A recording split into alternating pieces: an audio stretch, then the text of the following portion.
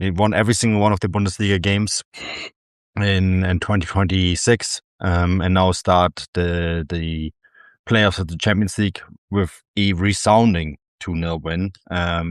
We were trying to like debate and discuss what we're going to talk about in this game because it was so convincing with Borussia Dortmund. And I guess at the end we can maybe ask whether it was enough, maybe whether it should be a higher win. But Stefan, looking and watching at this game, the things that I really was impressed with is Serhou Guirassy again. Ryerson, we already talked about him and how impressive he has been once again. Maximilian Bayer too, very much involved in that first goal, scores the second goal. And you put in the WhatsApp chat, he reminds me of Thomas Müller. I think he has a lot more pace than Thomas Müller ever had, but the way he finishes that second goal, that was definitely Müller-esque. He puts it across the line, but in the most comical fashion. I thought it was a very Müller-like goal. But yeah, I mean, I think if you're a Dortmund fan, you should probably be quite happy with this performance against an Atalanta side that they did beat a German team in the Champions League group stage, right? Eintracht Frankfurt. They ruined Leverkusen's unbeaten season a couple of years ago. I mean, this is not a not dangerous side, and to get a very good win here is, I think, all Borussia Dortmund fans could really ask for. Yeah, it was a very complete performance. Competent, complete, strong, whatever kind of superlative you want to use there.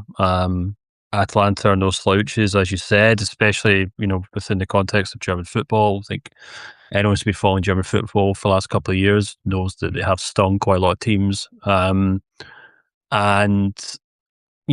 Dortmund went into this game with a huge amount of injuries, a huge amount of people missing out. That back line, which I'm sure we'll get onto, was anything but encouraging.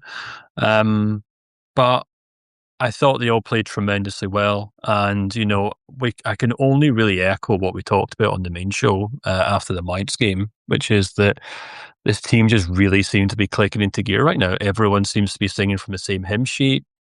Use whatever kind of metaphor or simile you want to add there, but I feel like Ryerson and Guirassy have just kind of done this kind of shake and bake thing, and they've just kind of went away, and they've I don't know if Niko Kovac has locked the two of them in like a room together and said, you can't come out until you guys figure out how to score and create goals, because there's just this kind of 1-2 combo which just seems to be winning games left, right, and centre for Dortmund right now. Ryerson swings the ball and Guirassy heads it home, and it's just the most simple goal to score, and you'd think, why haven't they been doing this all season? But they get a lot of success out of it.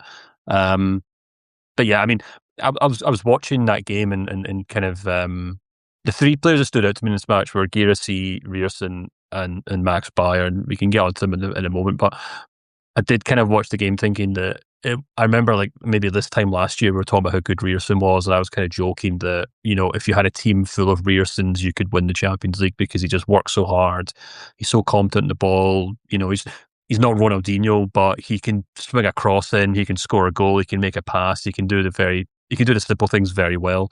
And then we have Guirassy, who's just suddenly decided in the kind of last 2 or 3 weeks that he wants to suddenly be the player that he once was.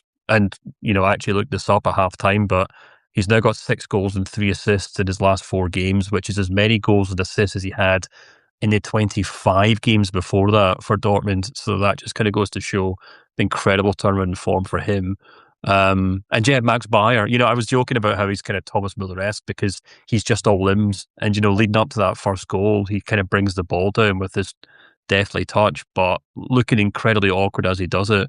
And in the goal itself, I feel like I've seen Bayer score that goal like half a dozen times this season, where he's about a foot away from the goal line and somehow almost manages to put it wide. And they're all kind of, everything just kind of seems to be clicking. Everything seems to be working very well for Dortmund in a very Dortmundy way as well, in the sense that they suddenly just kind of seem to be able to turn it on and become these kind of world beaters in the Champions League. In recent years, it's a really kind of bizarre kind of wrinkle in Dortmund's kind of modern DNA that they have these kind of fantastic European nights where they just show up and dominate teams. And it means they now kind of go into that second leg with a 2-goal lead and a performance that shows they can definitely match and surpass Atalanta on the pitch. Yeah, it's a big result, isn't it, Matt?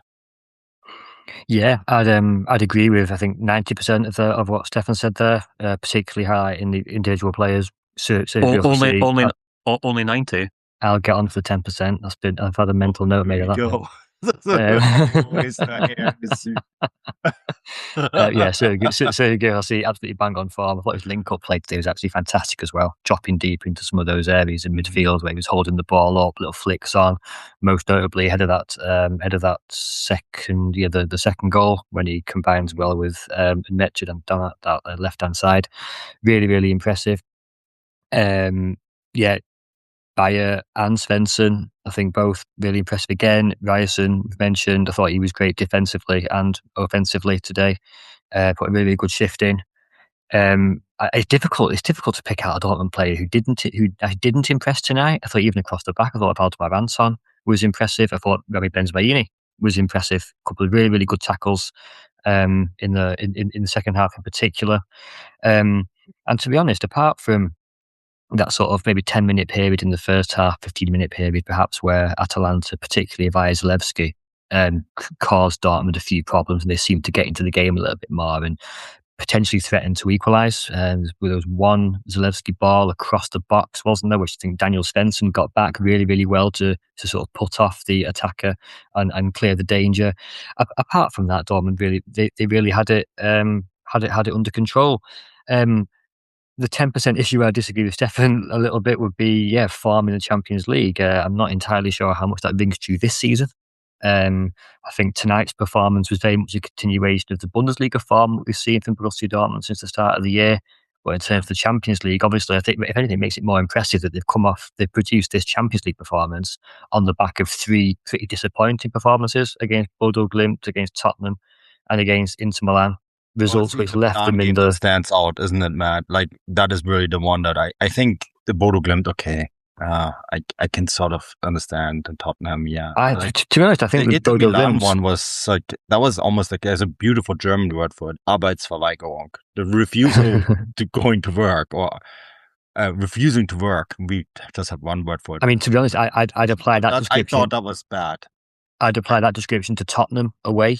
Okay. More than Inter Milan, to be honest, particularly given the absolute mess that Tottenham are in at the moment.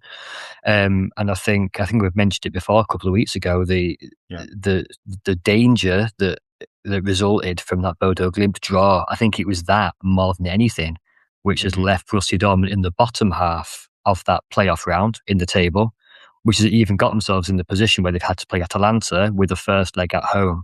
Obviously, they still have to go away to Italy next week. Technically, it's harder to do that second leg away from home. And if we're going to be really, really critical, it is, in inverted commas, only 2-0. And I know that it's been overly critical because I thought they were top today, Dortmund. Very, very difficult to criticise them. There was one counter attack in the second half where I think Chukwuemeka should find Adeyemi, who's made a really, really good run, and I think that sends him through 1-on-1, and you're probably looking at it being 3-0.